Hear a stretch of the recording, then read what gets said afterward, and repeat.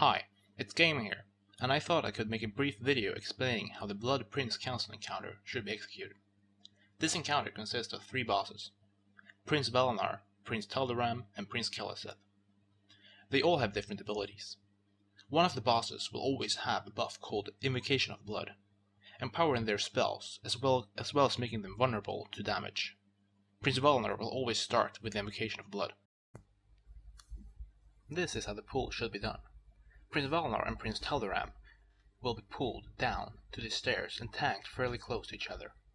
Prince Keleseth should be misdirected by the hunter to the Warlock tank situated in the back of the room. This is a live video of how it should be done.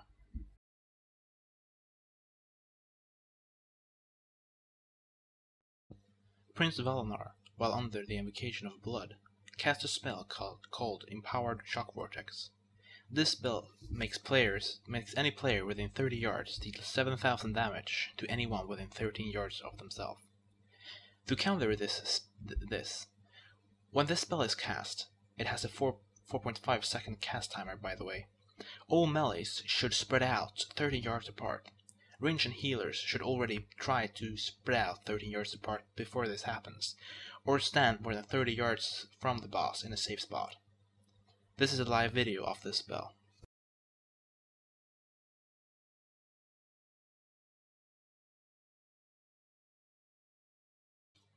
When Prince Valenar is not under the effect of Invocation of Blood, he will cast normal vortexes. These pulsing vortexes stick on the ground, dealing 7,000 damage as well as knocking the player back to anyone within 13 yards. You should never have a shock vortex between you and Prince Taldaram. This is a live video of the spell.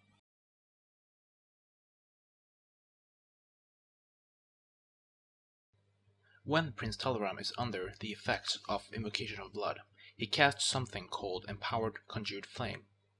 When these spawn, melee needs to follow the ball, taking damage as well as decreasing the Conjured Flame's size.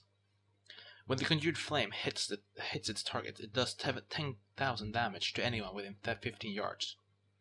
So the targeted player must run out of the raid. Because melee needs to follow the orb, you cannot have a shockwave between you and Prince Taldaram. Here's a live video of the Empowered Conjured Flame.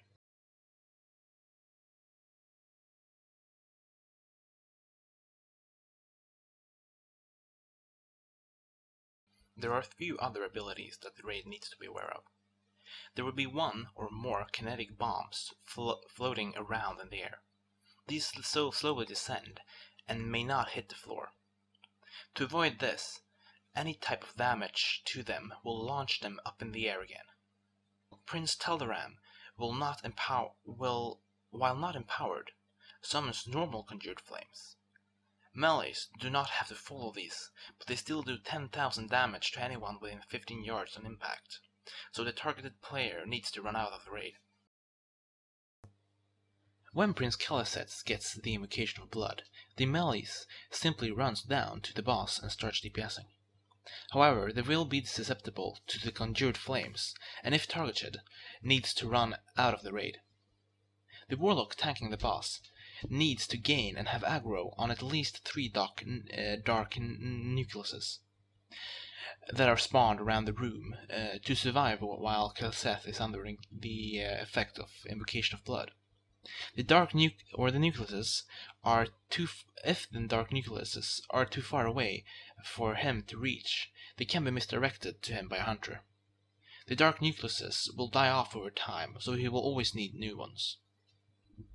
That is pretty much the encounter. Thanks for listening.